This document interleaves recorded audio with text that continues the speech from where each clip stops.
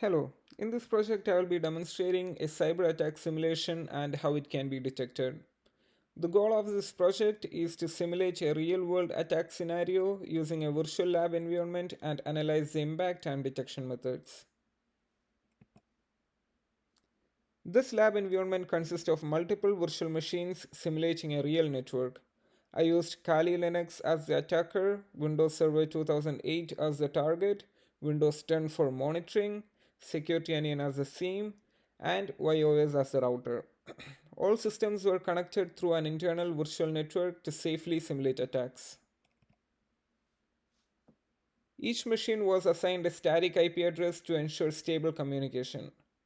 Security Onion was set to 192.168.110, Kali to 192.168.120, Windows 10 to 192.168.150, and the target server to 192.168.100. This setup allowed controlled attack execution and monitoring within the lab. The network was routed using YOS.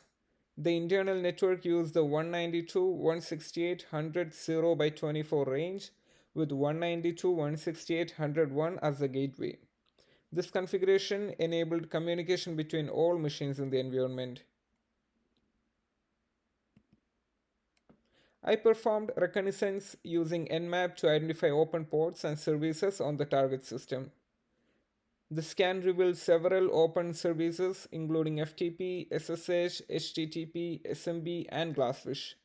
These open services represent potential entry points that an attacker can exploit. The vulnerability scan identified a critical vulnerability known as MS17010, also called Eternal Blue. This vulnerability affects Microsoft SMB v1 and allows remote code execution. It is considered high risk and was widely used in real world attacks such as WannaCry. I also identified a web based admin interface running on Glassfish.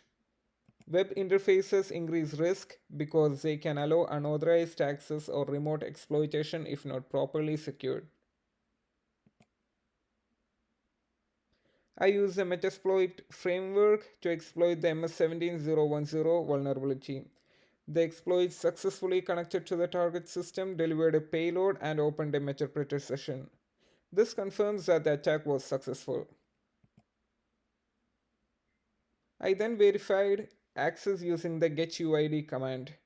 The output shows NT authority system, which is the highest privilege level on a Windows system. This confirms full system compromise and remote code execution. After gaining access, I performed post exploitation by extracting password hashes. This allows attacker to perform credential theft, move laterally across the network, and escalate privileges further. Detection was performed using Windows event logs and Sysmon. Event viewer logs showed account and privilege related activities, such as user being added to the groups.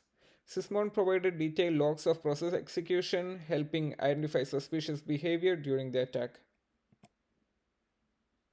I also monitored network traffic using Wireshark. The capture shows communication between the attacker and target using TCP and TLS protocols. This confirms that network level activity occurred during the exploitation process. The impact of this attack includes full system compromise, exposure of sensitive data, and unauthorized access. To mitigate this, organizations should remove malicious accounts, apply security patches, and continuously monitor logs for suspicious activity. So, the lessons I learned from this project are: this project highlights that unpatched systems are highly vulnerable. Strong monitoring and logging are essential for detection. Applying the principle of least privilege and regular system updates can significantly reduce security risk. These are the tools and resources used in this project, including Nmap, Metasploit, and official vulnerability documentation. Thank you.